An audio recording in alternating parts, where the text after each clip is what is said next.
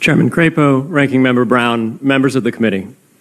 Thank you for the opportunity to speak with you today. My name is Peter Van Valkenburg, and I'm the Director of Research at Coin Center, an independent nonprofit focused on the public policy issues affecting cryptocurrency and public blockchain networks.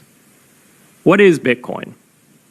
Bitcoin is the world's first cryptocurrency, and it works because of the world's first public blockchain network. What does Bitcoin do? It's simple. It lets you send and receive value to and from anyone in the world using nothing more than a computer and an internet connection. Now, why is it revolutionary? Because unlike every other tool for sending money over the internet, it works without the need to trust a middleman.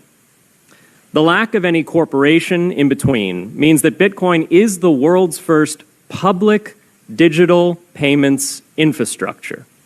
And by public, I simply mean available to all and not owned by any single entity. Now, we have public infrastructure for information, for websites, for email. It's called the internet. But the only public payments infrastructure that we have is cash, as in paper money. And it only works in face-to-face transactions. Before Bitcoin, if you wanted to pay someone remotely over the phone or the internet, then you could not use public infrastructure. You would rely on a private bank to open their books and add a ledger entry that debits you and credits the person you're paying. And if you both don't use the same bank, well, then there'll be multiple banks and multiple ledger entries in between. With Bitcoin, the ledger is the public blockchain, and anyone can add an entry to that ledger, transferring their Bitcoins to someone else. And anyone, regardless of their nationality, race, religion, gender, sex, or creditworthiness, can for absolutely no cost create a Bitcoin address in order to receive payments digitally. Bitcoin is the world's first globally accessible public money. Is it perfect?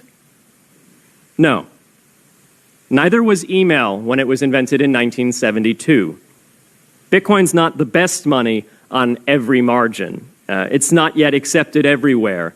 It's not used often to quote prices, and it's not always a stable store of value. But it is working, and the mere fact that it works without trusted intermediaries is amazing.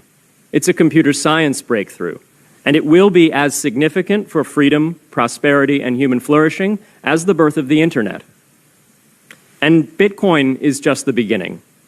If we can replace private payments infrastructure, then we can replace other private choke points to human interaction as well. Now, why should we want to build more public infrastructure? Why should we embrace blockchains over corporate intermediaries? Why should we tolerate their inefficiencies and work to make them better?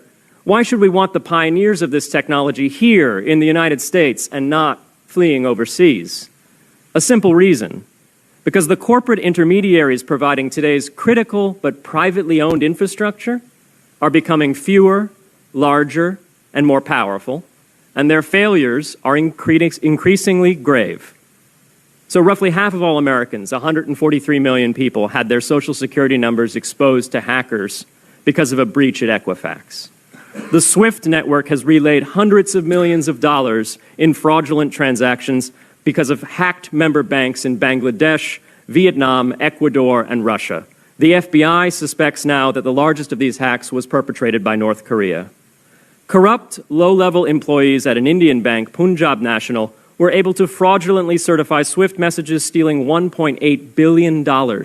It's the largest electronic bank robbery in history. In fact, it's the largest bank robbery in history. In October 2016, an estimated 1.2 million internet-connected devices were hacked and turned into a botnet that for several hours made prominent websites unavailable across Europe and North America, including CNN and Fox News, the New York Times, and the Wall Street Journal. Increasingly, physical machines are being connected to the internet to augment their capabilities.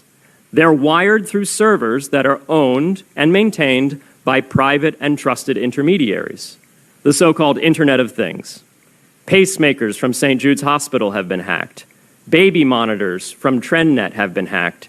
And Jeeps from Jeep have been hacked to the point where they can be remotely commandeered and driven off the road. Now, those vulnerabilities are inescapable in systems that have single points of failure. It doesn't matter if the point of failure is a corporation or if it's a government. There shouldn't be a single point of failure. Similar choke points existed before the internet. If you wanted to deliver a message, you'd have to go through one of 3 television broadcasters or a handful of newspapers. Private corporations are essential, but no critical infrastructure should rely on 1 or 2.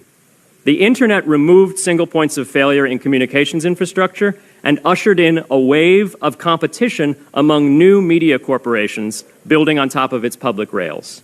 Blockchains can similarly disintermediate critical payments and IoT infrastructure.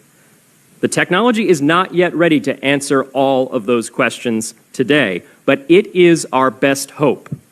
And as with the internet in the 1990s, we need a light-touch, pro-innovation policy to ensure that these innovations flourish in America for the benefit and security of all Americans.